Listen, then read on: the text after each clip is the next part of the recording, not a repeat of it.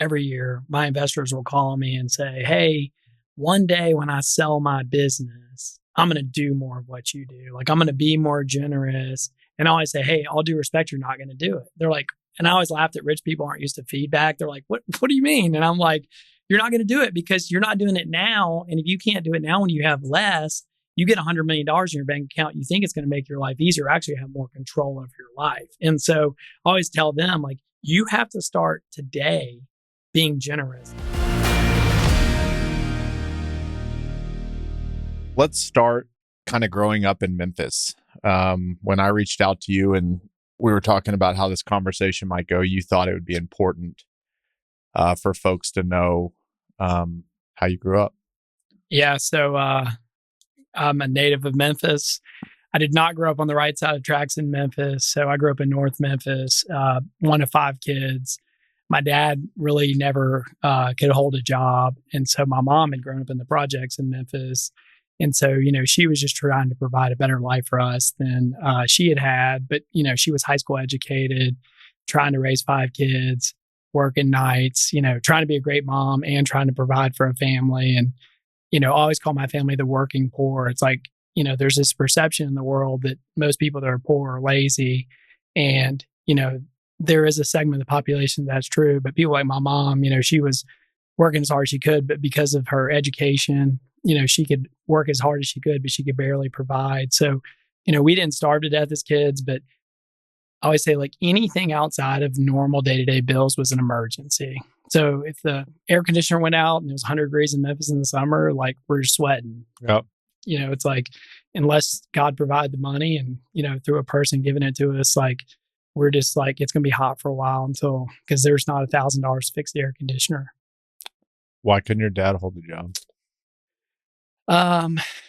He just had a hard time, honestly. Like, he would just, if things got tough, like, he just couldn't push through. And everybody's got their story. His dad had died when he was a baby and he was raised by a young mom. And, I think she just babied him, frankly. And, so anytime things got tough, wherever he was working, he just quit. Oh, the man's not being fair to me. I'm going to quit. I'll get another job. And he just wouldn't. And, it's just, he just kind of let life defeat him, frankly. Do you think you knew that as you were young? Did you recognize that? Or was it later in life looking back that that's how he was? I mean, I think from pretty early on, like, I knew that something was off because like in my family, it was like, hey, you're working. Like, we ran a family budget. Like, kids are getting jobs, like raking leaves, mowing grass. Like, it's like, you need clothes, you got to buy them. You need a car one day, you're going to buy it. Like, my mom was like, you got to go to college, but like, there's no money. So scholarships, loans, like, you're going to have to figure it out by the time you get there. So, very early on, we knew that there was no financial, means in my family.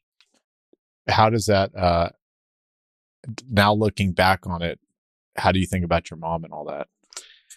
Oh gosh. I mean, my mom is a hero to me. My mom actually works for me now. So, really? Yeah, for the last 7 years, my mom is my director of corporate culture. So she actually works in my office 3 days a week. And so it's been really fun. We moved my mom. She needed to retire. Okay. Like 7 years ago. My little brother lives in Nashville too. And I was like, Mom, you need to move to Nashville. Like, you can hang out with our kids and, we can invest in you and you need to retire. And she's like, well, I do need to retire, but I don't have any money. And so I was like, well, we'll help you. And she's like, I can't take your money. She's like, can I have a job? So I said, sure. She's like, one day you'll get this, but you don't want to like take money from your kids. And I was like, it'd be a blessing. You've given up everything for us. Like, be an honor to help you. And she's like, well, just let me work for you and then you can pay me. So, and she's like, what can I do? I said, we'll just call you the director of corporate culture and we'll figure it out. How has it impacted you probably more than it's impacted her? That's one of the coolest things I've ever heard. I mean, it's a blessing for me because she's the first person you see when you walk in my office. So it's like fun because I had a mentor ask me this the other day. He asked me the same question. I was like, he's like, that must be amazing for your mom, considering how you guys grew up, to get to see every day tangibly, like, your success and what God has allowed you to do. And I was like, you're right. I mean, every day she gets to watch come in this office, this company that we built, and gets to see the impact we're having through our businesses. And she gets to see it practically firsthand. So it's been a lot of fun for me because I know how much joy it's brought her. That's so awesome. You said the working poor. Like if you look at today's world, like even where we are today in today's economy and the cost of, inflation and what it's run, it's not cheap to live life right now. Can you just go a little bit deeper on kind of how maybe the way you grew up gives you perception on how you look at America today? Because I'll give you the spoiler alert now. Micah's one of the most generous people that you'll meet and that has come on this podcast and has really taken a big chunk of his life and devoted it to being generous to others. But I want to sow the seeds a little deeper of how you view the world because of how you grew up and how you look at several different types of people, but especially the working poor. Yeah, I have a huge heart for people that are, especially today. I mean, it's expensive for me and you to live, but fortunately we have the financial margin in our life. I can complain about the cost of groceries or gas, but I mean, frankly, it just doesn't affect my life. But if you grew up like I did, there was one bucket of money every month. And so if groceries were more expensive, that money's got to come from somewhere. It's we're either going to eat less healthy foods or we're not going to buy as much gas or, we only had one pot of money. So I have a huge heart for people that are out there working 40, 50 hours a week at a factory or a fast food restaurant. And it's I tell my friends that with money a lot is we can all complain about inflation, but frankly, it hasn't really affected us. But these people are dying. They can't work more because they also have kids to raise and, things to do, go to church, whatever. But they literally have one pot of money and all this inflation. It's I mean, I don't know about you, Chris, but our grocery bill's doubled. And it's not because we're buying anything different every week. It's for those people, that's an emergency. And it's the system doesn't work for them in the current environment. And yeah, they've gotten some raises, probably hourly wage, but it hasn't made up for the expense of things. Do you have any idea how this gets solved? It's definitely not going to be the government. That's a spoiler alert. Yeah. I don't know. I mean, I'm glad that wages are going up.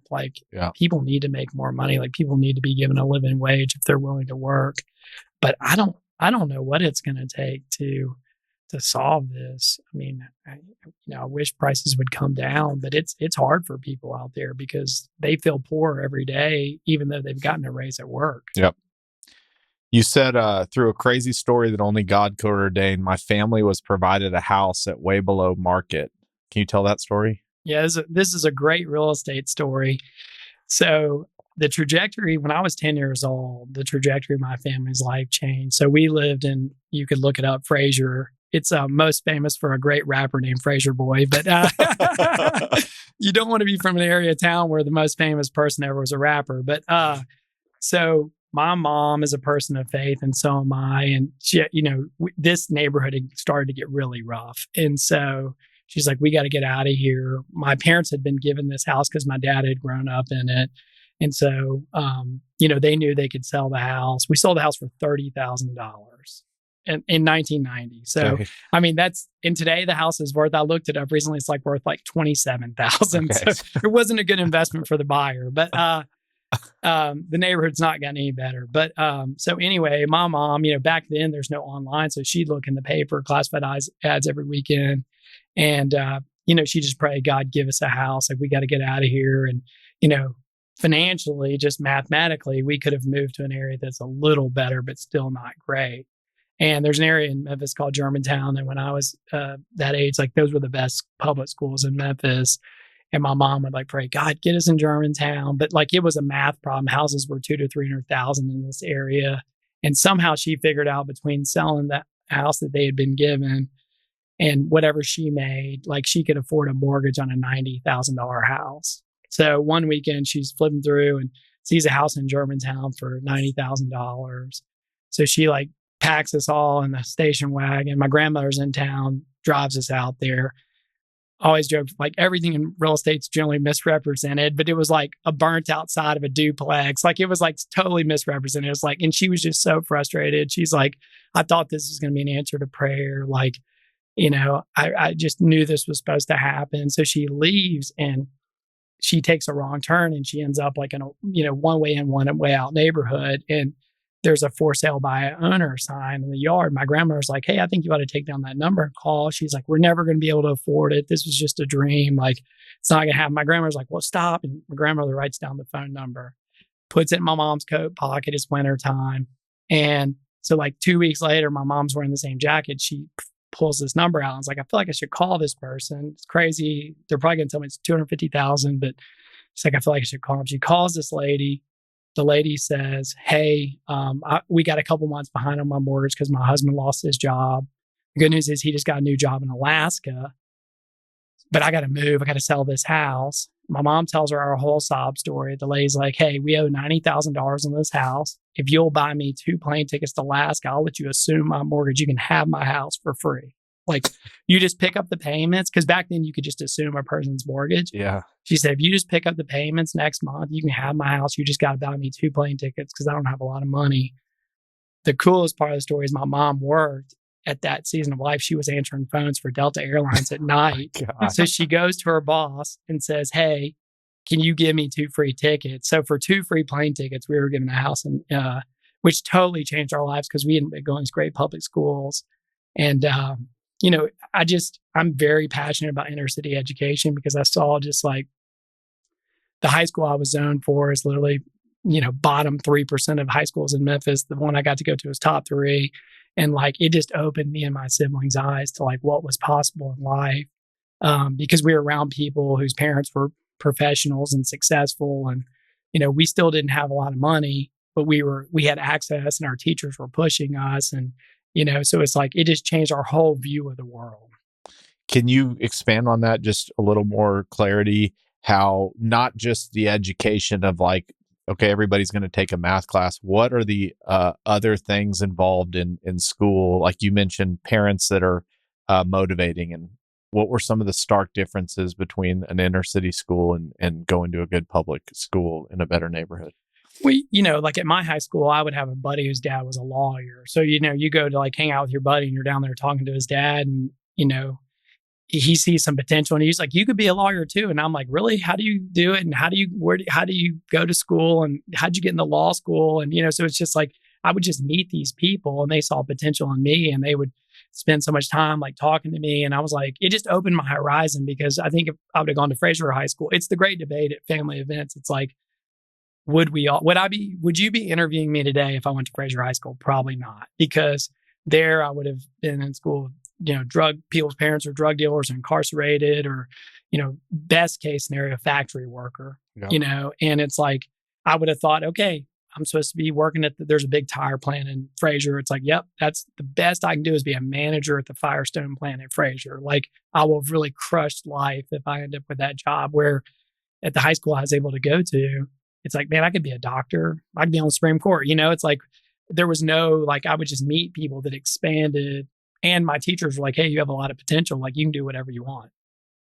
Was there an inflection point that you can even remember where you thought, okay, I'm on a different trajectory now? Was it moving into that house, or was it a conversation you had with somebody, or was there something you can tie back to go, my life changed when this happened? I think it was really just teachers investing in me. I was good in school. And so I actually was on a path to be a doctor, which I know your dad was, but but I was good in school. So like teachers were like, hey, you have a lot of potential. And then my dad, because his just career trials and tribulations, my dad was always like, you guys need to be professionals, like lawyers, doctors, engineers, architects, like go to college. We'd all done pretty well in school. Go to graduate school and then like be a medical doctor, because you're always like, a doctor will always have an income, always have a paycheck. So I think that's what really changed for me. It was like, my mom pushed us really hard. Like, you kids can do this. Like, America's the greatest country ever. You can do whatever you want. Just like work your butt off. And then I think just teachers investing in my life saying, hey, you have a lot of potential. Like, keep applying yourself, keep focused. Like, you can do this. So you did go to college? Yeah. I went, for those of you west of the Mississippi, I went to the real UT, University of Tennessee, Knoxville. Okay. Is that where you wanted to go, or is that That was really the only financial. I mean, in-state was really the only thing because I was having to pay for school myself. So between scholarships and having a job all throughout college and, some student loans, it's like I could have gone to other colleges, but financially UT was really the only option. Okay. All right. So you go to college and then you make your way into the real estate industry immediately? Well, I was pre-med my first couple years. Okay. And I had a great story. Like the way I ended up being entrepreneur and getting in real estate was, I think it was my sophomore year of college. I did a fraternity at UT, also SAE, and we were home for like fall break, and one of my buddies like called and said, "Hey, you want to go play golf?" I'm like, "How much does golf cost?" And he's like, "We'll just go to the country club." And he's like, "We'll put it on my dad." I'm like, "Free golf, I'm in." And so we go. It's like a Thursday afternoon, and his dad's on the driving range. And I was like, "Oh, Mr. Giovanetti, what are you doing here? Like, why aren't you at work?" And he's like, "Well, Cole told me you were coming in town." And he's like, "I wouldn't miss the opportunity to hang out with you guys. Like, I just took the afternoon off." And I was like, "Where do you work?" He's like, "I work for myself." And, because even at Germantown, like a lot of my friends' dads had 8-to-5s. I didn't know many entrepreneurs. And I was like, "Hold on, you can just take a day off?" And he's like, I was like, "You don't have a boss?" And he's like, "Well, I just worked a little extra last night so I could come play golf with you guys today." I'm like, that's unbelievable. Like, I didn't even know people had that kind of flexibility in their life. Yeah. So once that happened, I was like, man, and I was like sitting in labs all the time. I was like, I'm going to be in school for 12 more years to be a medical doctor. I was like, I don't think this is the path for me. So I immediately switched to finance. And then I got obsessed with like the financial markets and going to New York to work on Wall Street. And so the rest of college, I worked for financial firms in Knoxville. And then I was like, I'm going to New York. That's the major leagues. And I did that. I went up there and interned my senior year. And then I went back to UT because I'd switched pre-med to business. I lost hours. And so my college mentor was like, "What are you going to do? You can go back to New York?" And I said, "Yeah, I'm going to go work for those guys." And he's like, "You already have a job. Why? It's your last semester. You have nothing to lose. Why don't you like go intern doing something else other than finance? Because that's all you've ever wanted to do." And I was like, "Well, I don't really know what I would do." He's like, "You have any other interests?" I said, "Well, I think real estate investing is interesting because the passive." He's like, "Well, go work for my friend." And like 2 months into that internship, I was like, "This is so much better than being an analyst on Wall Street." Like, I was like, "This is so much better than sitting in a cubicle 16 hours a day crunching numbers." And so that's how I ended up in real estate. Okay. So you get into real estate. Can you just walk me through a little bit of what it was like to go through 08, 09? Because I think that kind of set the foundation for your career quite a bit. Yes, it did. I got in the industry in 2003. And so I got recruited. I started out in brokerage, got recruited by a client to do retail development. And then the financial crisis hit. So I'm the young hustler. I'm a partner in the business, but he's got the money and I'm putting the deals together. Well, one day he calls and we didn't have the money anymore. And what had happened to him is he had mainly borrowed from like large regional, national lenders. And when the economy got tough, he had a lot of liquidity and wealth.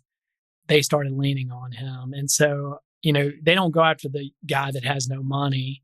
They go after the guys that's a cash grab. And so they started calling his loan, trying to get him to pay off loans. And I watched him over a 2-year period just, frankly, go out of business. Yeah. And it was tough. My whole career is the result of working with him through that season because I just learned.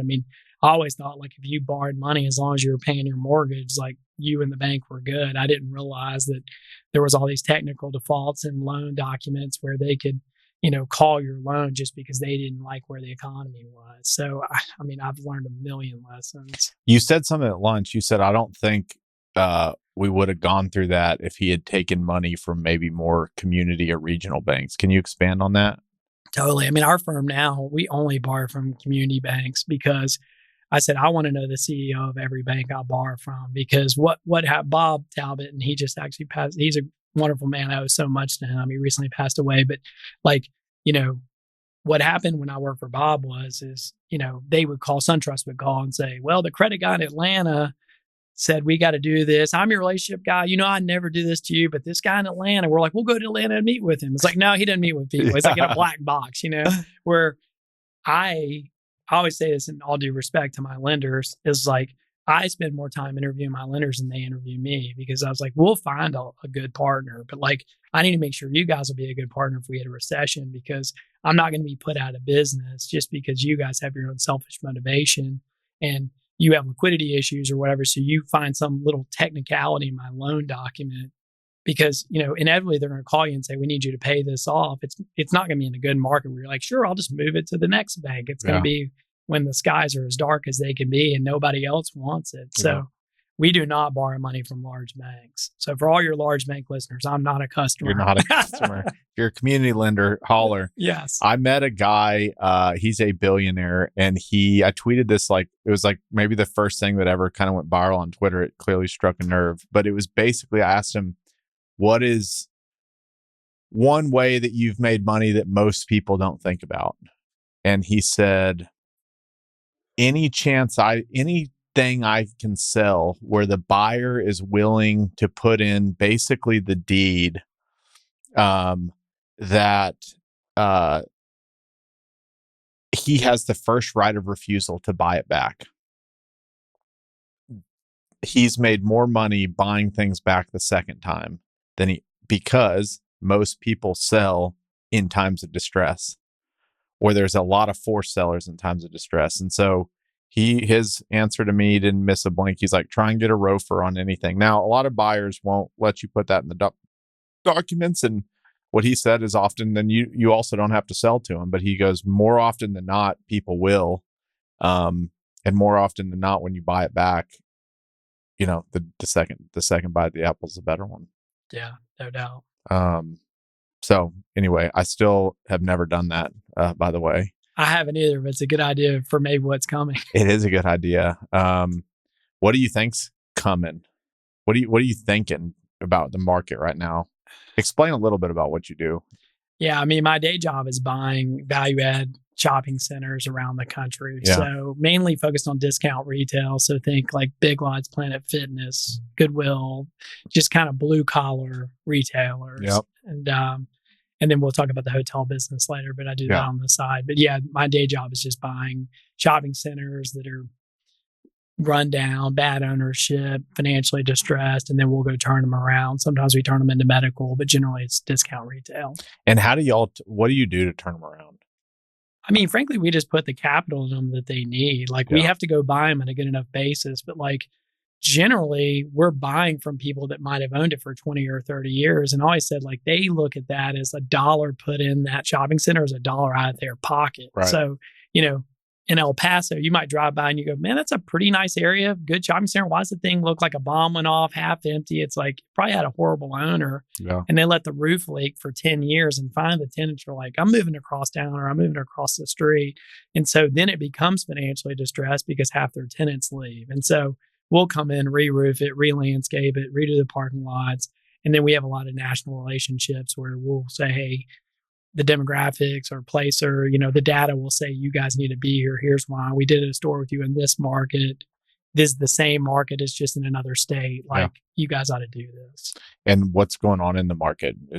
Things are leasing pretty well? Yeah. I mean, our occupancy is as high as it's ever been. That's awesome. I laugh for my current company. I started in 2009 and I did retail 4 years before that. So I'm 18 years into retail.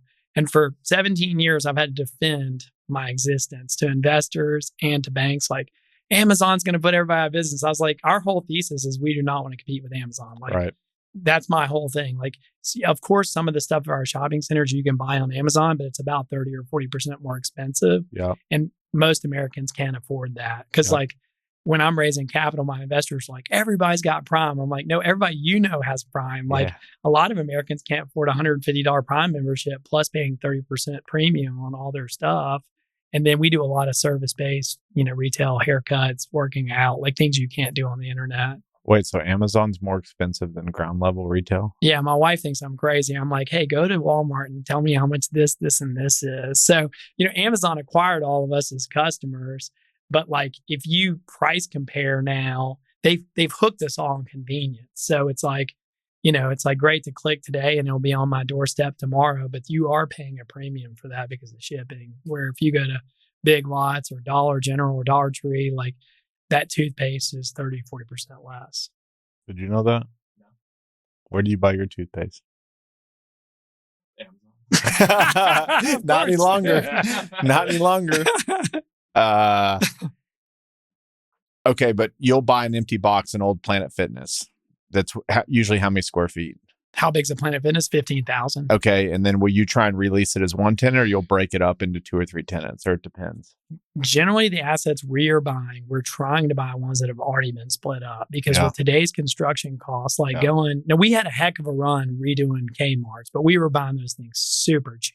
But like putting 3 electrical meters in, 3 sets of plumbing, 3 demising walls, you have to get it super cheap, which we were able to do because Kmart was going through bankruptcy. People were just like selling it for the land value. But like today in a more normalized market, we're trying to buy centers where somebody 10 or 20 years ago spent 10 or 20 years ago construction money to split those things up because most deals won't pencil if I have to go. Because, a lot of my tenants are paying single digit rent, so you can't pencil subdividing it up. Tell me the Kmart story again. Kmart? What was your Kmart run? Basically, Kmart was just unloading stores and you were just buying them all up? We had a heck of a run from I don't know, I lose track of time, but I don't know if it was 2015 to 2019 or, somewhere in that run. But, Kmart was going bankrupt. I mean, they always called it the longest running bankruptcy ever because it was every year if you're Kmart's done and they'd somehow survive, Eddie Lampert will bail them out for another year. And then, but we weren't the only one that did it, but pretty early on, we took the risk to buy a vacant Kmart and split it up into a 3-tenant building. We're we can make this work. We knew we needed to be between $20 and $30 a foot on the purchase. We knew exactly where our rents would be and we knew the construction costs. And it took some other people a little longer just to figure it out. Then we had a bunch of competitors jump in, and I'm not saying there was other people doing it, but we had a great run where we did probably 12 or so Kmart's right in a row, same tenant lineup basically, and it's just we had a great formula. We built a mousetrap, and then we were all right, let's go do as many of these as we can. Are you kind of facing the same thing we are in industrial, where fundamentals are good, transactions are just dead? Totally. Did you buy anything this last year? We bought 4 projects this past year, but there's still a bid-ask spread. Sellers are, they're not at 20, 21, 22 values, but they're not where they need to be today. So they've come in the middle and, unless they have a motivation to sell, they're not selling. We've had a little bit of success buying for some public REITs because they're price agnostic and they're just business people. They're hey, we got 4 offers. They're all around the same range. You guys are a good buyer. You have a quicker close. We'll take you. And you buy all over the country? Yeah. Is there anywhere you won't buy? California. That's true. I'm not going to buy in markets where there's just huge political risk for a business friendly environment. Yeah. All right. You started the company in 2009. You've got the greatest head of corporate culture that you could ask for. When you started the business, and I think this is where we're going to spend a good chunk of time, did you know that the mission of your company was going to be to build America's most generous real estate company? No, frankly, in 2009, I was just trying to survive. I've always chosen to be personally generous, but I lost everything in the prior business.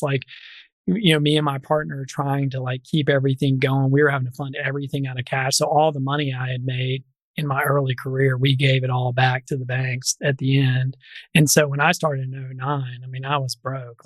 Fortunately, I was still single. So my overhead was very low. But I went and raised some capital, paid myself literally the littlest salary ever just so I could pay rent. And I was I didn't have any money to give when I started. Okay. So when did you decide that was going to be the mission of the company? I think walk us into that. Was it circumstances? When did you decide that you were going to spend the better part of the rest of your life being more generous than you were a taker? Well, I had been very generous out of college. By God's grace, I had been successful in brokerage and then the first couple of years doing retail development. And so I had been generous, then I lost it all. And then, the biggest lesson I learned through that season is the amount of money in my bank account did not affect my happiness because I had gone from being poor to doing extremely well in my 20s to losing everything. And I was as long as you still have your relationships, your family, your health, I was that was because I always said I didn't care about money. But then I practically learned that in 2008 and 2009 because, I had no financial stability as a kid. Then for a season, I was helping everybody, my siblings, my mom. And then it was like, then I gave all that back. And so I was like, once I start making money again, I'm going to just be very generous with it. Like, I was like, because it doesn't matter how much money I have, because I've now learned the lesson very realistically. Like, it doesn't affect my happiness one bit. When you think of generosity, like, what does it mean to you? Well, I think, everybody that listens to this has been given a different amount of, things to steward in their life. So it's like, I think being generous, it's not an amount you give every year. It's a percentage, or like you're giving where it actually affects you, because, there's people that can give $1 million a year. Well, $1 million is nothing to them. Yeah. Where somebody giving 30% of their income that makes 200,000 a year, they feel that. Like, they actually have to make some personal sacrifices to give that money away, where the billionaire who writes the $1 million check to United Way every year, like, they made more than that in interest. Right. Okay. But so you lost everything.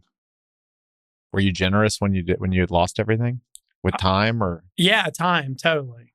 Yes, I gave away a lot of time because I didn't have any money at that point. I mean, I still probably tithed 10% to my church, but it was on a very small number. But I mean, I was still giving, but I didn't, I was paying myself, I think, $30,000 a year at that point when I started the business. I think you're the third person on here that I did 30,000 too, which is 2,500 a month. Yeah. That's the easiest way. I did 30,000 a year for like 3 years when I first started. And I think you're the fourth person that's come on that did the 30,000 year thing. It's really just 2,500 a month. That's right. That's kind of how you get there. Yeah, and just like as a bachelor, you're like, I guess that's just what it took. It could have been 35,000, but it was like 30,000 paid my bills, and I was happy with it. When you say I'm on a mission though to build the most generous real estate company, what is that actually going to mean to you? Like, how do you actually do that in practice? So it's easy to say I'm generous, but to put your kind of company out there. Obviously, your team members know that. Was this a decision you made that this is who we're going to be? Did it just kind of slowly happen over time? And one day you looked up and you're like, oh, we're pretty generous. We'll just do more of this. Or was it a conscious effort to make this such a profound statement for the company? Well, part of my story is 6 years ago, through a lot of life, my oldest brother passed away of a lifelong health struggle. I had my first child within 90 days. Like, I always joke that my counselor's kids are going to go to college on me because I have so much to work through. But like, dealing with the lowest low of your life and the highest high, I'd always wanted to be a dad. It was like, I just stepped back to evaluate, like, why am I put on earth? What am I here for? Because by 6 years ago, I had done well financially. And so, but I was like, I used to always see this great break between like the business makes money, the business pays my family, and then we choose to be generous. But there was this big break. It's like the goal is the business goes make as much money as possible. Then we as a family choose to be really generous with what we're given. But I just saw the business as a vehicle to pay me. I read a book called Halftime by Bob Buford, which greatly affected me. And then I went through, they have a leadership program in Dallas that's a 1-year program. And through a guy named Lloyd Reeb, who's my coach, who's still to this day, through Halftime, he really helped me figure out, like, the business is my platform. Like, God gave me this business to steward, and like, that is my vehicle for impact. It can impact my team members. We have a couple hundred tenants. We have a couple hundred vendors. We have 50 families that invest with us. Our hotels have 15,000 guests a year. He's like, you have the opportunity through this business to go impact tons of people. So he's like, you just got to run it with that lens of like, this is your ministry and you need to run it accordingly. So that was really when the process started of like, we're going to build America's most generous real estate company. And the business is just going to be radically generous with our vendors, with everything we touch, we're going to be generous with. By the way, we had Lloyd on the podcast. Johnny will put it in the notes, but it is a fantastic episode. I've listened to it. It's great. And Lloyd will be at next year's retreat. Nice. Actually, I'm spoiling that. Okay, you have this meeting or set of meetings, and he puts this on you that this is your ministry. You can make your company a generous vehicle for good. Walk me through like literally what happens the next days, weeks. Like, how do you actually start putting that into practice? Because I think where I'm getting at is it's really easy to get excited about doing things and being generous and that feel good moment. It's not actually as easy to put it into practice. It takes commitment. So like, how did you transition from this is what I want to do to I'm going to do it? Well, I mean, I give Lloyd a lot of credit for this. So we had already started our hospitality business when Airbnb came to Nashville. I used to own a bunch of rental houses with one of my friends, and we read about Airbnb, and we're like, do you want to try it? Sure. It's like $10,000 of furniture. If it doesn't work out, we'll just do it as like furnished rentals. So we tried it. It was very successful. Then we converted all of our rental houses into Airbnbs. Okay. And then, but it's so inefficient to manage like 50 Airbnbs all over town. And so I told my buddy, I was like, man, I'd love to like buy a building and put a bunch of them in one building and run it like a hotel with a standard of service and quality. But like we'll do a bunch of them. It'd be so much more efficient. You have one manager, the whole thing. So I had already started. We had bought a building in downtown Nashville and done it. And kind of as a marketing thing, I mean, there's no original ideas in real estate, but Tom's does like a pair for a pair, and we called ours a room for a room, like rooms for rooms. So that's our charity. So we were like, we wanted to connect to the guest. Hey, if you rent a room from us in Nashville, then we'll give away 16 nights at the homeless mission down the street. So a homeless person will have 16 nights at the shelter by you staying, we just worked the math out where if you rented for a weekend, we figured out what percentage of profits we are going to give away.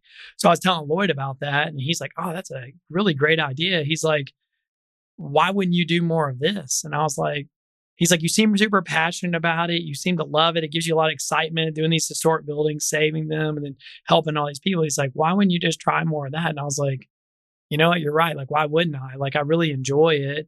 And because, my day job is like buying old, tired shopping centers and making them better. And I like it, brings jobs back to me and all, but it's like, we paint them all the same color. Like our tenants, I mean, it's I always laugh, like Big Lots will be like, I'm like, do you ever want to do a mural? They're like, no, just paint the same color. Like, we're good. It's like, don't break the mold, nothing creative, So the hotels, so I was like, I had never really thought about expanding that business.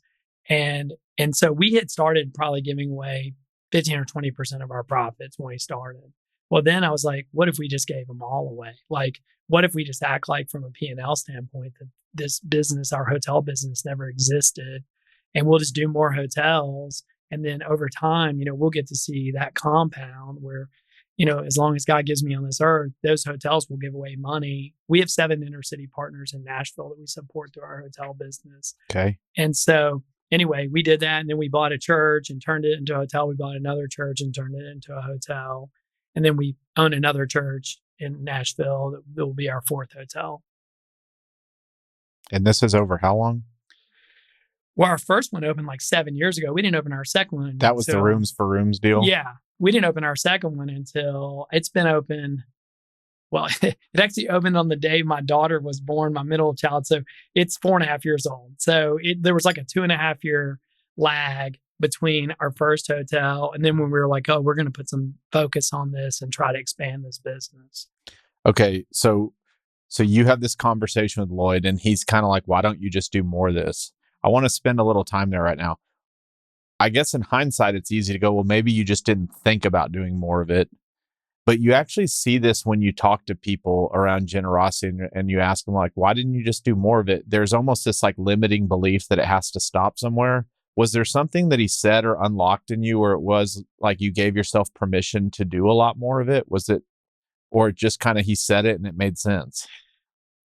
I mean, one of the limiting things was this capital, because these buildings are, and especially if we're going to give all the profits, I'm like, how are we going to solve this math problem? Yep. Because I always laugh, like all of our investors, these are like cool, sexy hotels in Nashville. They're always like, we want in on the hotels. And I was like, you realize we give out 100% of the profits away. They're like, well, maybe we'll just keep doing the shopping centers. I was like, you realize you can give me $1 million and 10 years later, I'll give you $1 million back. Like there's no return. I was like, if you want to do it, I'd love you to help us grow this business. But most people want a return on their money. So the capital was like one of the biggest. And I think like I was just busy on my day job, the shopping center business. And it was just kind of this side hustle. And I was like, but I didn't connect like, oh, we could really grow this, grow the giving, help so many more people. So he just really unlocked that when he said it. It was like one of those moments in life where I'm like, yeah, why don't I do that? Like, I Yeah. need to do that. Yeah. You know? Okay. And that's what's called mission hotels. That's right. Okay. Did you know immediately that you were going to start buying churches? Well, no, I drove. East Nashville is like a cool neighborhood in Nashville. It's, cool restaurants, bar. It's just a great neighborhood in Nashville. And I don't remember why I was driving down the street one day, but there's this really beautiful church. It's now the Russell Hotel, but it literally had a for sale sign in the yard. And I was friends with the broker. I knew her. And I called her and I was like, hey, what's the story of this church? And she's like, we just put it on the market. I literally put my sign up today. And I was like, how much do they want for it? And she told me, I was like, that's pretty reasonable. But she's like, you're going to have to get it rezoned because a lot of people, I didn't realize this either, but like these historic churches were all built in residential neighborhoods. So the base zoning is they bought like 3 residential lots. So no matter what you do with them, you have to get them rezoned. And she's like, it's going to be a fight with the neighborhood. And she's like, what do you want to do with it? I said, well, we have this hotel downtown. I want to do another hotel. And I was like, can I see it this afternoon? I walked in. I was like, oh my gosh, this would be the sickest hotel ever. It's got these huge, beautiful stained glass windows.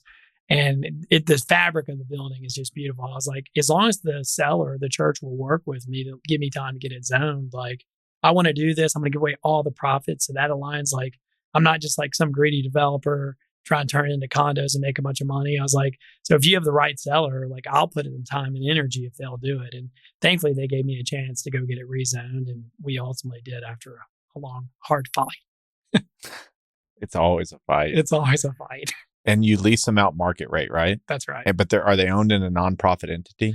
No, well, if there's any tax attorneys on here, call me. But our lawyers said initially we weren't able to do it because you can't sell a market rate good, which we do, a hotel room, with a competitive advantage. Like if we were structured as a nonprofit, we wouldn't pay property taxes, and arguably we'd have a competitive advantage over like the Omni in Nashville. We're currently working on doing a structure where we're like ground lease. There's a way to do it now where we could like have the operating business in one entity, the real estate entity in another. And then I would like to turn it into a nonprofit because that would save me hundreds of thousands of dollars a year in property taxes, which would just go to the community. So we're working on it now. And I think next year we'll probably convert it to a nonprofit. But currently they're just single asset LLCs, each one. Okay. So you're buying a church. How do you convert a church to a hotel? Like, I guess the classroom, like the Sunday school classrooms become rooms. Like, are you doing a lot? Are you adding anything? Are you working within the existing walls? Are you adding stuff even within the existing walls? How do you convert a church to a hotel? The first one was basically a gut job. Okay. Like we did everything we could to save every historic element, but a lot of them we just had to reincorporate. Like our pews for the beds are the old, the headboards for our beds are the old pews. Okay. So like we reused, but like, but then like, the church is 125 years old. So over time, people put drywall and plaster and wallpaper. We ripped all that out, exposed all the old beams and brick, but like pretty much we built a brand new hotel inside of a really cool historic structure. And then our second old church we redid, it actually had some stuff we could reuse, like the room sizes worked out, but then we actually built the lobby outside of the old church because it didn't really have a good place to put a lobby where like the Russell, the lobby is this beautiful, like you walk in, there's these huge stained glass windows. We didn't want to cover them up, but because of those, it created this really cool lobby because there was no way to not cut up the stained glass windows if we started subdividing it. And how many rooms are in these hotels? 20 something. Okay. Like, so there's 23 at the Russell, there's 25 at the Gallatin. And are they automated or do they usually have full-time people? No, I mean, that's the thing. Like, it's hard to run a 20 something room hotel profitably. Yeah. So we've done everything via technology. So it's like, if you book a room with us, and I hope some of you guys will to support our mission, but like, you're going to get a text the day before. You'll get emails. We'll send you a city guide. Here's everything you should do. We're here to answer questions along the way. My team works remote, so they're available 24/7. But like the day before you check in, you'll get a text that says, "Here's how you get in the hotel. Here's your unique code to get in your room. Check yourself in and out. If you need us, holler at us. If you don't, like, have a great time in Nashville." He's not BSing. 3 of our hotels in Nashville are ranked numbers 1, 2, and 3 on TripAdvisor for your category. What's your category? It's called like church hotels. No, I'm kidding. You're the only three church hotels. We're three. There's three people, and it's all us. No, it's called like specialty boutique hotels. So there's like 60 people in our category. We have the number 1, 2, and 3 in our category in Nashville. What have you learned about owning hotel? Like, how have you gotten better at creating hotels? What's something you didn't know when you did the first that now as you're doing your fourth and fifth, you're like, oh, you got to do this to make them successful? I mean, you have to have like, not everybody knows, but Nashville is like literally one of the hottest hotel markets in the country. Yeah. So like over 7 years, I've seen a lot more competitors. So one thing we've learned is you have to have like amazing like memory points, because we'll get buried on Google ad spend. Like, cause the Omni in downtown Nashville has 1,000 rooms. I mean, there's no way we'll ever rank. So we have to have like things that people will post pictures about online.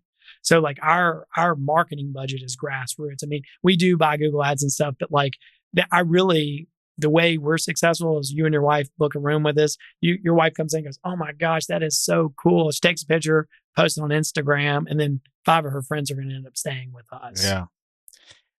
Okay. Who comes up with the memory points? You, or do you hire that out? Oh, I mean, we have designers. I mean, I'm very involved. I think it's a ton of fun because I do have like a creative outlet there, but like, really, I mean, my wife laughs that I spend more time on Pinterest than she does. Like when we have one of these projects going, like I'm on Pinterest all the time, like just, Googling ideas. And then I'm like, oh, this is cool. Send it to our designers. Hey, what do you think? You ever tried this? Like, could we recreate this? Or and then they'll tweak it. And so it's a collaboration. Do you do these with your wife? I mean, no, she's like, I tell her about stuff and she has ideas, but she's not like day-to-day involved. Okay. Then these things actually make money. Yes. But you don't take it, you give it away. That's right. How do you figure out how to give away money? Sometimes that's the hardest part. It's not always easy to give. That's right. Well, there's like a stat that Nashville has like per capita the most nonprofits in America. So like there's tons of places to give. And like anything, I mean, like not all of them have as much impact with the dollar. So we're very vigilant about interviewing them and saying, okay, what's your budget? Tell us about your impact. Like, because there's tons of good causes, but like we're trying to find the ones that are managing the money the best, having the most impact for the money that we can give. So everything publicly, we start out with homelessness. And then as the financial resources have grown, now we say it's inner city issues. So we support teen moms. We support workforce training. We support entrepreneurs of color. And then we have 4 homeless partners. So one of them does like a shop. It's cool. They're actually now expanding across the U.S., but they buy these old trucks, like box trucks, and then convert them into mobile shower units, so they can hook up to any city hydrant. And then, a lot of homeless people live under an underpass. They can pull up, hook up, they can take a shower, and a lot of these people haven't had showers in weeks or months. So it's, but yeah, we've just found different partners, and I've had a lot of fun because I am an entrepreneur, like finding the nonprofits. Like we don't give to the really big ones in town. Like we're trying to find them when they're small and then help them grow. And then at some point we'll kind of graduate with them and then find the next one. But that's been a lot of fun for me personally, because it's like when I started my business, like, the passion, commitment, everything else. But once they become the United Way or the $10 million charity, we can't make as big an impact to move the needle. How do you, you probably have a lot of folks that reach out wanting to receive some of those funds. How do you kind of vet people? If you had to say, like, here's the 5 things we look for to get to a no or to keep talking, like, how do you guys go through that process? Well, if it doesn't align with our mission of like inner city, we do get tons of people reaching out. If it doesn't align with our mission, it's immediate no. It's like, hey, thanks so much for the good work you're doing in this community, but that's not what we're focused on. If it is something we're focused on, generally, it is a small world like anything. We're calling our current partner saying, hey, we've got the financial resources to add a new partner. Who should we talk to? And they're like, oh, you got to meet with this guy. He's doing unbelievable work. Like he's amazing. Like go meet with him. So we're really finding them through word of mouth. But if you find them, especially with the smaller ones, like is there a way to vet them to where the resource are going to be used right? Is there a question that you ask, or is there something you ask for? Yeah, I mean, we're always interviewing like, hey, how much money do you raise a year? Yeah. And then tell us about the impact. Yeah. Now, a couple of our partners, I knew they were committed because they were guys like me and you that had day jobs. Yeah. And they started these charities out of their own pocket, nights and weekends. Yeah. And they basically had 2 full-time jobs because the charity wasn't raising enough to pay them. And they were so passionate about it. So one of the fun things we've been able to do with 2 of them is make a financial commitment and say, hey, you guys, like, you need to leave your job. Like, but you have a family to support. So we'll put up this much money over a couple year commitment. That'll give you the resources to quit your day job so you can focus on this full time because I'm confident you could go grow it.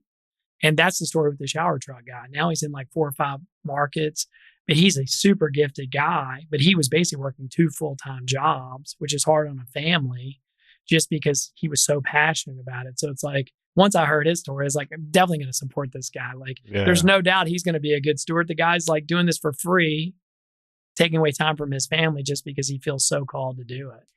And so how long have you been doing this now? 7 years? Yeah. How has your life changed? I mean, like, you're only 44 years old. You got a big career ahead of you. Like, how do you've kind of set the seeds. Like, how do you think about the next 30 years? Like, how are you making decisions going forward so that you can continue to be the most generous? Is it continuing to do more hotels? Is it like, how do you think about this in the bigger picture of things? Well, I mean, I will tell you 6 or 7 years ago, I was burned out of my day job. Like, I had put so much time and energy into it. I wasn't working for a paycheck anymore. Like, it was like, it didn't scratch the itch it did. Like, in my late 20s, early 30s, like, doing a deal was just like, that was the greatest thing ever. And then I got to a point where it's like, well, great, we bought another shopping center, been there, done that. Like, I was running out of steam. What this has done since I've refocused all my energy on like, hey, if we can keep growing our business, we'll have way more financial resources to help people. Like, I'm excited about my work today. Like, and it's given me, because we always tell our commercial team, like, without the commercial business, there is no hotel business because I have to feed my family. Yeah. But like, so I always say like, hey, all the good that the hotel business is doing is because of you guys. Like, we're all one big team. Yeah. But like, it's given me a ton of energy because like, we still have tough clients to deal with, banks, everything else that you and I both deal with. And, but on days like that, like, I always encourage my team, like tonight in Nashville, like when I leave here, I might have to go fill out a report for a bank, which is the bane of my existence. But I'm like, there's going to be somebody getting a hot shower in the shower truck tonight because I did that, know? And I tell them, it's like, I own the business and probably 30% of my job I don't enjoy. But at this stage in our company, I still have to do some of those things, bank reporting and such. And I just remind myself that there's teen moms, like, we're going to buy 50 teen moms tomorrow night, Christmas, for their kids and them because we're doing the hard work. So it gives me a lot of purpose on the days where a client's pissed or they're like, our lawyer's going to be in touch. It's like, okay, sorry about the roof leak. We're trying to get it. There's been a monsoon for a week. Like, the roofer will get there, So, so it's really given me a lot of energy for the business, which I had frankly run out of. What does a lot of the efforts are focused in the inner city, just in general, more educating, like, what does the inner city need? Because you could easily say like, it just needs more money, but that kind of isn't it.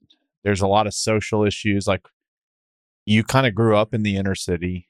You're now 44 years later giving to the inner city. And I know it's not a quick solution, but like, what have you found they need most? So a lot of people listening today have lots of resources. Because I'm going to follow up with, well, let's just start there. Like, what do people need most?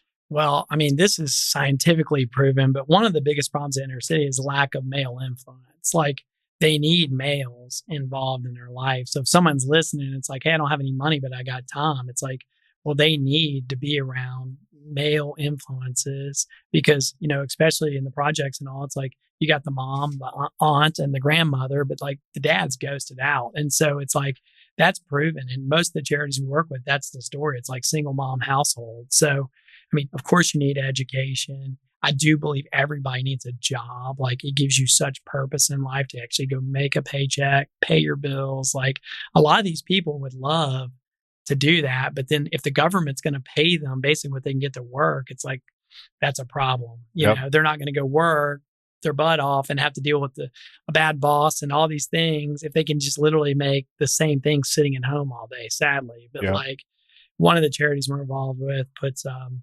gives African Americans an opportunity for entrepreneurship. Their goal is to launch 10,000 entrepreneurs of color. And, it's like the lady who makes great chicken wings. It's like, but she's working at Burger King today. It's like they'll help her figure out how do you start a food truck, or how do you start selling them out of your backyard to get to the food truck to eventually get a bricks and mortar. Yeah. So, I think, and then education. I mean, everybody needs a quality education. And sadly, Nashville, like most larger cities, our public education, it's terrible. Like awful. You have to move to the suburbs to educate your kids or do private school. And now I am very involved with charter schools, which I do believe is a great opportunity for people in bad areas. And they're actually giving people a decent education. So that's where I don't spend my time volunteering with Davidson County schools. I choose to do the charter schools where we feel like we can actually have an impact, and they're privately run. So I don't have to deal. Our company does we'll do this in 2 weeks, but we adopt we'll adopt the fourth grade of this school, and we'll do like a Christmas program for them, bring them presents, bring them school supplies, all that stuff. And I tried to do that with Metro Nashville schools. And it was like, you have to go talk to this person, and then you have to go do this. It was like the most red tape. I was like, I'm banging my head against the wall. I called a charter school. They're like, this is unbelievable. Like, come meet with us tomorrow and you guys can do whatever you want. Like, you're going to do this. And we're like, yeah. They're like, there's no paperwork, no approval. So I'm like, those are the people I want to work with. How do charter schools work? Well, the government puts a value on every student. So I think in Nashville, it's like they say that it costs $9,000 a year to publicly educate a kid, because they just take their humongous budget, divide it by the number of kids. Okay, 9,000. So what they do to laws, in Texas has it too, in Tennessee, but you can launch a charter school and they'll give you $9,000 for every student that you enroll. Now they go privately fundraise a little more. Got it. So they can, and then they hire teachers and they push them hard. I mean, I think the burnout rate's 3 or 5 years, but they'll get these kids from Teach for America or whatever, super bright kids, huge heart. But they're like, hey, you're going to work 60 hours a week as a school teacher because we got to get these kids to college. And, and I know a couple of guys that run the ones in Nashville, and they're like, sadly for a lot of these kids, the more they can keep them at school, the better their chances are of success, because their home life is a mess, frankly. Okay. If you're sitting, I'm sure a lot of entrepreneurs or folks that might be in a similar situation that just want to go do something. It's kind of what we were talking about at lunch. I'm sure they come to you and they're like, hey, we want to do something similar. And you said part of your mission of being the most generous person is also helping other people become more generous. Like, what are you telling people that might be coming saying, hey, maybe they're not burnt out at their job, but this isn't fulfilling, or I have financial resources, or maybe they don't, but they just want to do more. But maybe they don't already have the Airbnb hotel that you had kind of created along the way that you could kind of just use as a foundation to keep going. They're coming going, I don't really have much, but I do have this desire to want to do something. How are you guiding people, or are you? Well, on a very regular basis, I sit in this unique position, the way I grew up, and now I raise money from very wealthy people.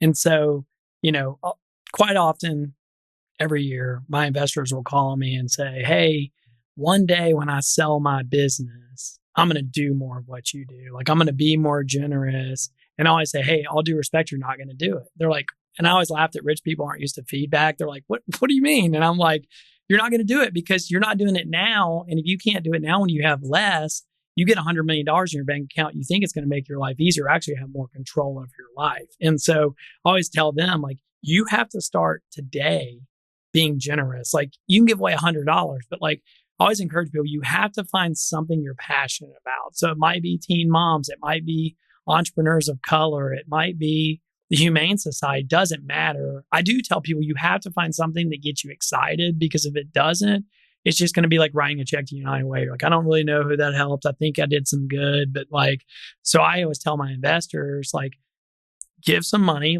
research some things about whatever gets you excited. Go to their annual fundraiser, hear the high school kid get up and talk about how this charity changed your life.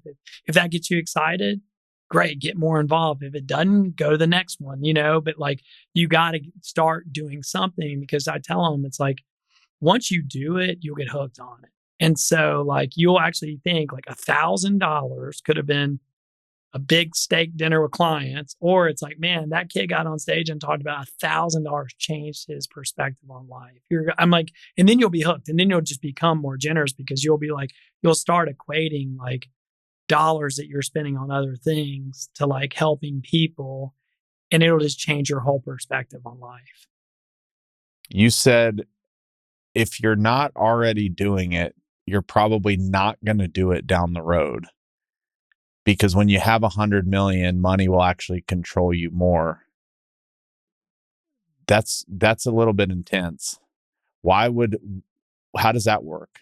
Why would at 100 the easy logic would be, oh, you have more to give, and it still wouldn't even get into your personal spending. Why is that not actually the case? I've just seen it first. And for any of my investors to listen, you're not the ones I'm about to talk about. you're the good ones. It's the other ones. Wink, and wink. I love you all. But like, I just have found like they get this money. Now they got advisors and accountants. Like everybody's telling them, and they think about, they got all these investments, and I'm doing venture capital and private equity. I'm doing real estate. I'm doing all these things. And it's like, they're like, do I have enough? Is 100 enough? And what about the kids? And, it's just like the money the number gets bigger, and everybody thinks like, oh, it's going to be so much easier to give away when I have more. But it isn't, because you didn't start working that muscle. It's like exercising. It's like you have to start working that muscle when you have less. And then by the time you do have the 100 million, generosity is just part of your life. It's like, oh, me and my wife, this is just what we do. Our family's generous. Like we're teaching our kids to be generous. But it's like, I've just seen it with a lot of my investors firsthand. They get this pot of money, and they're going to write the $5,000 check to the big society event in Nashville, the Swan Ball. And it's like, that's their giving for the year. And they're just not going to give as they get more. I mean, maybe I'm sure there's rare examples, but like, I just haven't seen it firsthand if they're not starting those things when they have less. How do you think about it? Your kids are relatively young. I think your oldest is 6. That's right. Have they started have you brought them into this world yet? Like, how do you think about doing this with your children, especially children that aren't going to grow up the way you grew up? It's my biggest fear is to raise kids that, like, obviously the way that I was raised, like, taught me certain things about life, but there's no fooling my kids that we have extra money. And so like as they're getting older, like one thing we did last year, which I'd highly recommend to anyone, is we went to Walmart in this like small town that's more poor near Nashville. And we just brought a bunch of cash, and we got our kids to go and just be like, go give this lady $100. Like, she was 5 at the time. My oldest. The other 2 are like, probably rolling around a Walmart floor. But the 5-year-old would be like, go give her the money. And these people just start bawling, crying. And I don't know. I mean, it's going to become more impactful as they get bigger, but like that's something we'll do every year, because like as they get bigger, I can teach them life lessons. Like, because she'll be like, why did that person cry? It's like, well, because they probably been praying. They're probably barely could afford food at Walmart that week. And then some random person just gives them $100 out of nowhere. Like that was an answered prayer, just an encouragement to them. And so it's like, I've committed to my wife. When I started this journey through Halftime, I'm driven type A, and my wife was very concerned that I was like gonna like get so focused on changing the world that I would forget about my wife and kids. And that really was a risk, honestly, because I get so excited about, I can help all these people, but it can take nights, weekends, it could have become a second job. So thankfully she was honest with me about that. And I said, well, hey, I'm committed to you. I'll do all my charity stuff between 8 and 5. Like during business hours, I'll do my meetings. I won't join a bunch of boards. If I join a board, I'll tell them I'm not available for, nighttime board meetings. And, but as my kids get older, I've told her like, our deal is if I can take a kid with me, I can go do it. So my intention is they're going to go volunteer at the shower truck with me. They're going to go serve meals at the homeless shelter. Like I'm going to try to put them in a bunch of situations where they can be around people that aren't like the kids in our neighborhood, where they'll realize like, this is not normal. Like, this is not the rest of the world. Like, we're so fortunate. We got to be good stewards of this. Like, there's a whole nother world out there where people are just fighting to survive. So that's my plan with kids for now. Good luck. I know. It's a challenge. I've talked about it personally. It's like, it's just so scary because you're like, you want your kids to be well-adapted humans. Yeah. and you can't fake it. You can't. And so it's like, but I've spent a lot of my time interviewing people that have financial means, that have well-grounded children. And I'm always asking, like, what did you do right? What did you do wrong? And what are some of the things they say they did right? the consistent thing is they're like, your family has to make some sacrifices. They're like, you and Britt could afford to do a lot of things. Some years it's going to look like going on a really cheap vacation so they can, the next year you're going to like they realize that like, this is not normal. We just can't fly here and there and go to these fabulous resorts. Like this is not a normal world. And then the biggest thing, they're like, you've got to put them in situations around people that are struggling. So it's like, and then you got to take your daughter on a date, go get Chick-fil-A and then take her down to the homeless mission and serve dinner and be like, hey, and then the whole way home, you're talking to her going, hey, that's not like, that's a lot of people in a world. Like that's not just 50 people you saw tonight. Like there's homeless shelters all over the country and there's people, and that's my plan. But like all the mentors have been like, you just got to keep teaching them and putting them in these situations to realize that like, this is not normal. Yeah. I think that's been the number one thing, that I've heard from folks too, is you gotta walk the walk and you gotta see it. So you got to see it to believe it. That's right. Writing a check and just wiring money and looking the other way is not, it's just not how you learn. That's right. One other thing we're doing with our kids is we're setting up a little charitable foundation for each of them, where from a young age, we'll let them, I got this idea from a mentor, but like they'll present to the family every year and say, even, starting my 7-year-old next year, she'll be like, hey, I've chosen to give to this because I have a friend at school, that has cancer, or, so we're going to have them present and give them money that they can give away, but they've got to tell us why it's important to them and why they think we should do it as a family. Of course, we're going to say yes, as long as it aligns with our family values, but like, it'll be good for them to start to learn from a young age about like, how do you give? How do you make decisions on giving? What gets them excited? So hopefully they'll develop some passions of their own on things that they're excited to give to. I'm not trying to get too in the weeds on this, but I love this idea.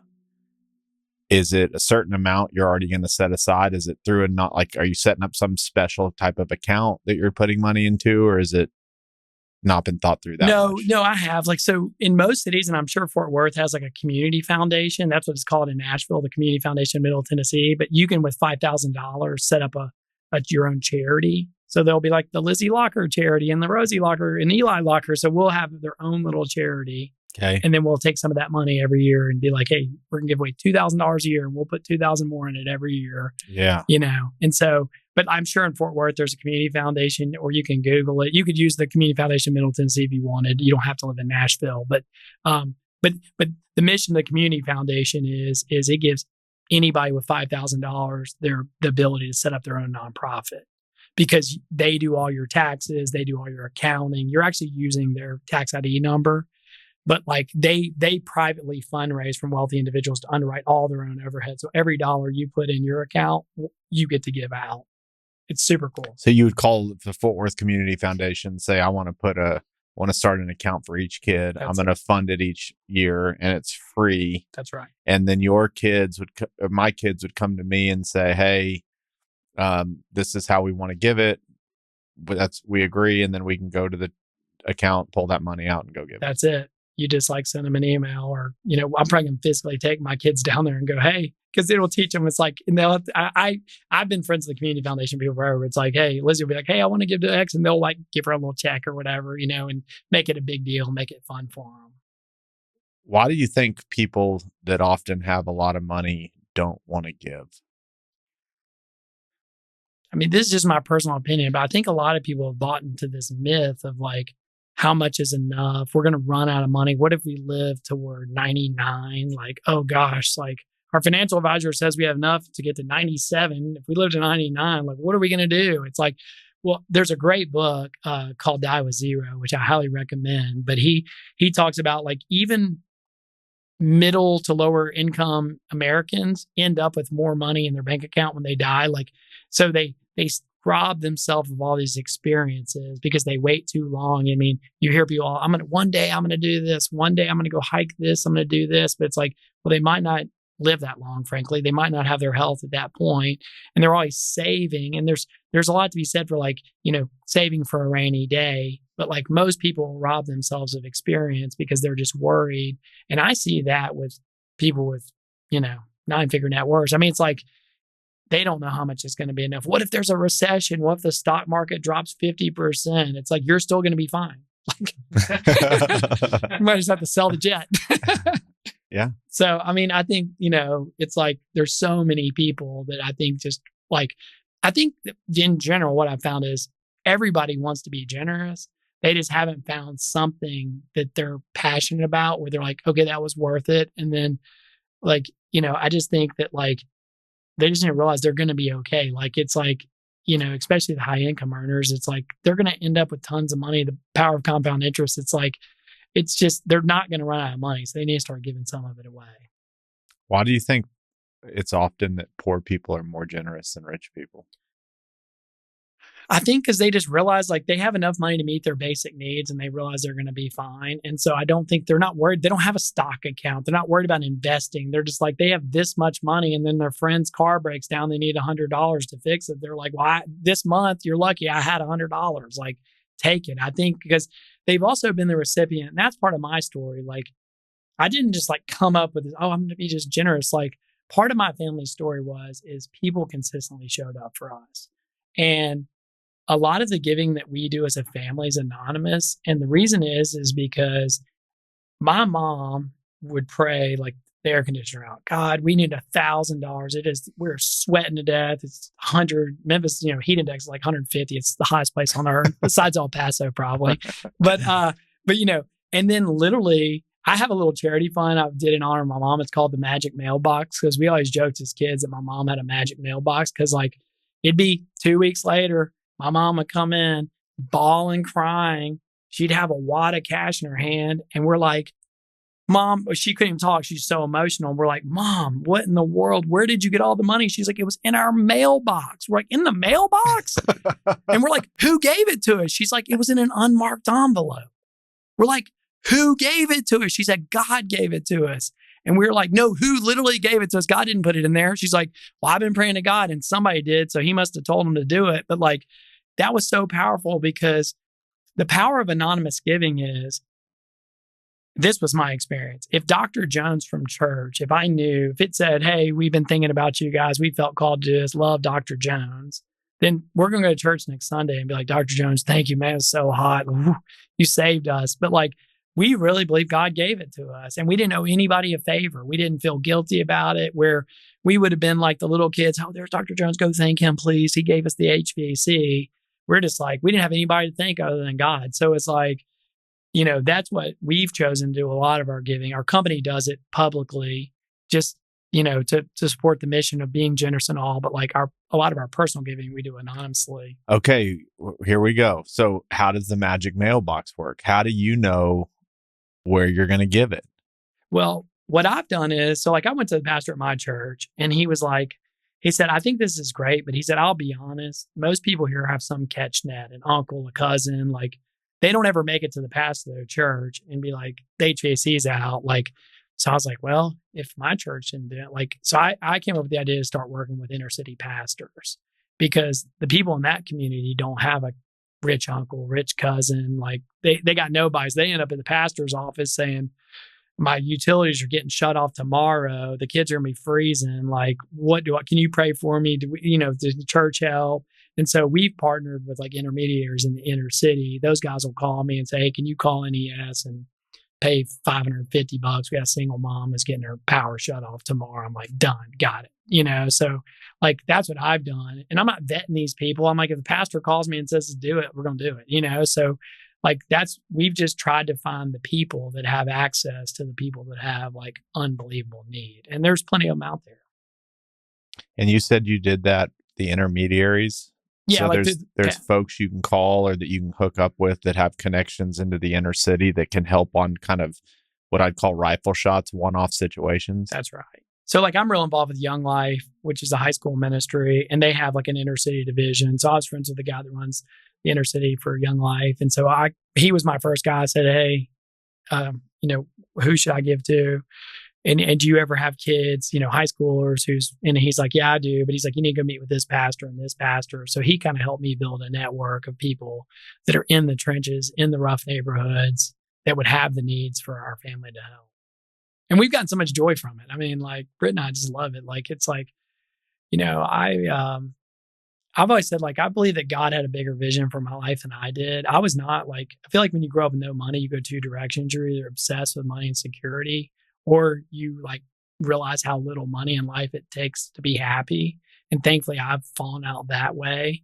And so, like, it's just been fun for me, like, to be able to do all these things. But I didn't like envision, like, oh, one day I'm going to be set and I can, do whatever I want financially. It's like, so I've taken that as a huge responsibility in my life to steward.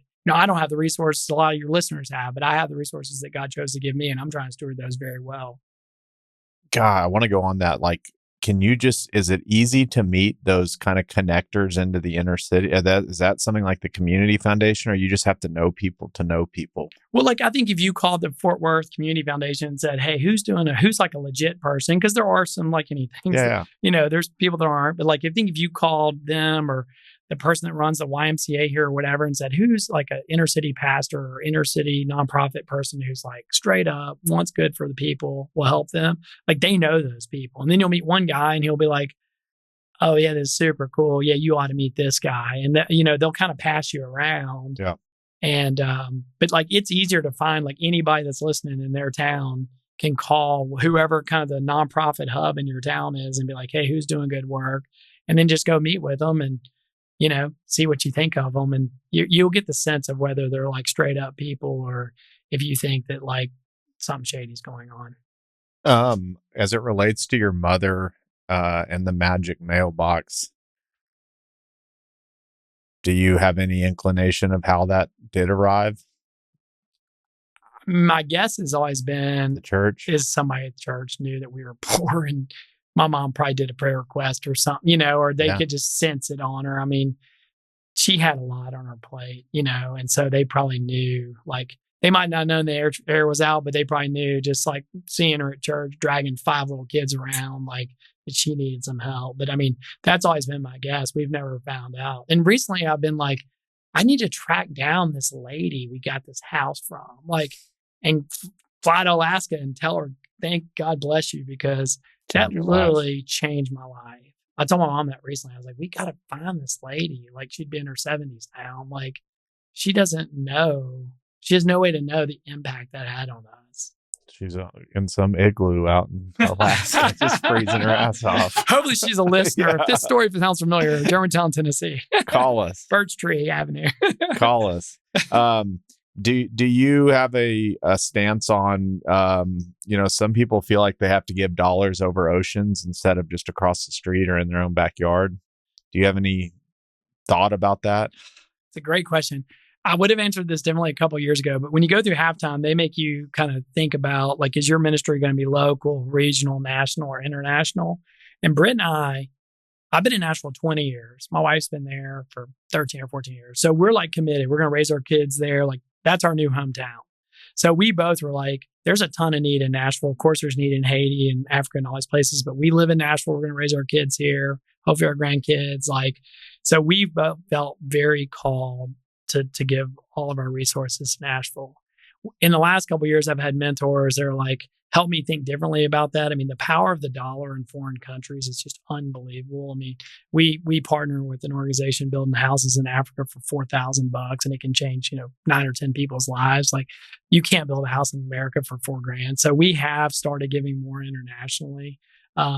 But most of our giving is still focused on Nashville. But I think for different listeners, it's like they might be passionate about their old hometown or the U.S. or a country they've vacationed in. It doesn't matter. You just got to pick something. Let's finish on halftime. You brought it up like 10 times. Lloyd's was on the episode. Pete, who's near and dear to me, has been through it and runs a forum. But like, what is halftime to you, and kind of what brought you there, and what was it like going through it?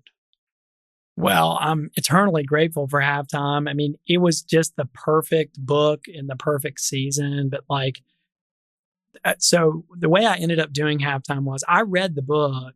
I went to this men's group when I was like 25 years old, and I heard a man speak, and I'm a big reader, and he's like, "Oh, halftime, this book changed my life." And when I was 25, I read it, and I remember thinking when I was 25, I was like, maybe one day in my 50s or 60s, I'll have like enough financial margin where I can do something other than work all the time. So fast forward till 6 years ago, I, had all this stuff going on. My brother passed away. I have a child. I had a bunch of stuff going on at work.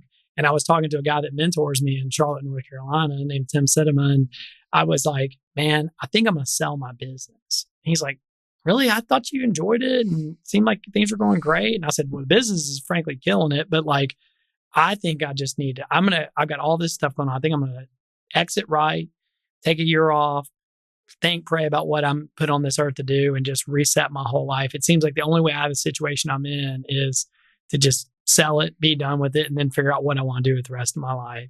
And he's like, you need to write a book called Halftime. And I was like, yeah, he's like, you ever heard of it? I said, dude, I read that when I was 25. He said, you need to reread it. I think you're in halftime. And so I got it, reread it that weekend, and I felt like Bob Buford had literally written it for me. I think it's just how God works. But I just read the book, and I was like, it just was like every page. I was like, oh my gosh, this is like where I am.